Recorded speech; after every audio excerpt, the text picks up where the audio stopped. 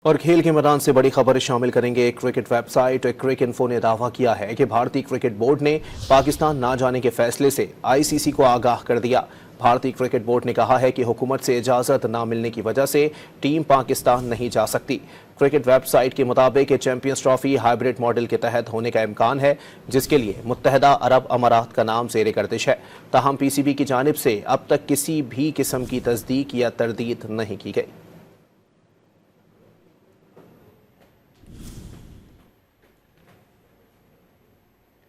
اور کھیل کے میدان سے بڑی خبر شامل کریں گے۔ کرکٹ ویب سائٹ کرک انفو نے دعویٰ کیا ہے کہ بھارتی کرکٹ بورڈ نے پاکستان نہ جانے کے فیصلے سے آئی سی سی کو آگاہ کر دیا۔